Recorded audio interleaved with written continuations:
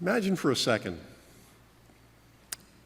being in a position where Jesus looks at you and says, "But who do you say that I am?" Talk about being put on the spot. How difficult, how potentially embarrassing would it be to have a friend look at you or me or really anyone and ask that question? Because really what he was asking is, what do you think of me? How do you respond to that? As I was preparing for this weekend, I'd been through the readings a few times, and I have to say, thankfully, I've never had a friend look at me and ask that question. But should that day ever happen, I think I would give the simple answer. Answers like the other people gave. I might touch on the person's career or a special gift, maybe mention his or her role in the community.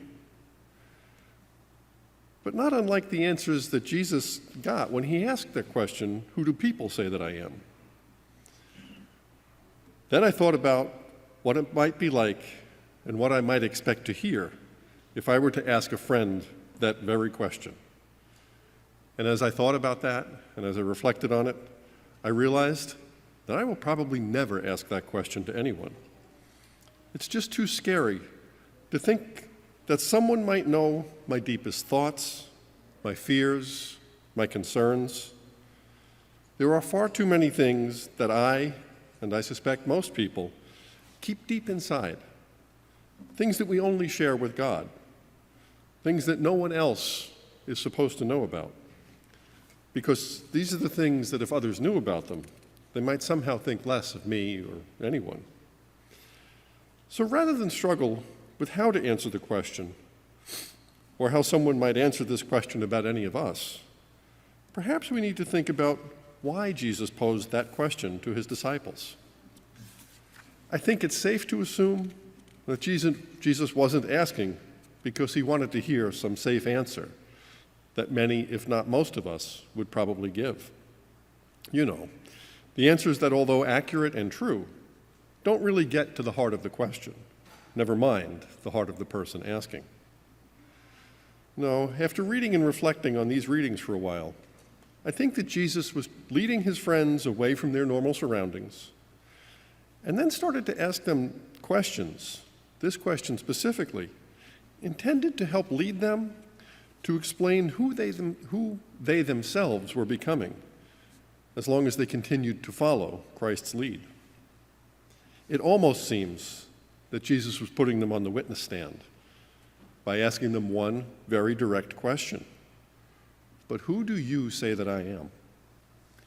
I cannot imagine for a second what it must have been going through their minds. Then Peter spoke up. Peter spoke up and said, "You are the Christ, the Son of the living God." A great answer.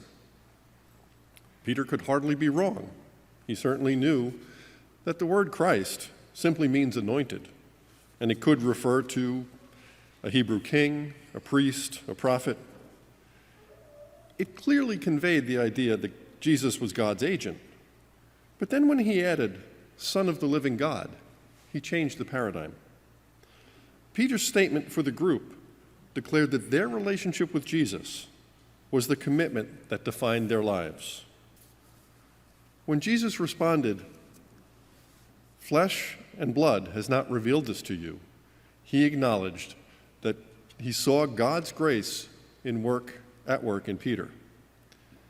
Building on the affirmation of Peter's baptism, this interaction assured Jesus not only that he was God's beloved, but that his mission would find a home in the future among the disciples.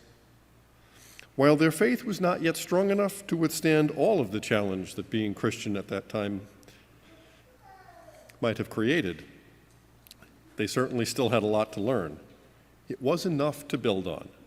It was an amazing and a very solid foundation.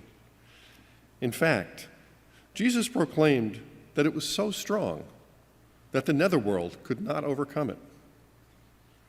By calling Jesus the Son of God, Peter had declared that the Roman Empire's claims about the divinity of Caesar and the validity of his rule were in fact invalid.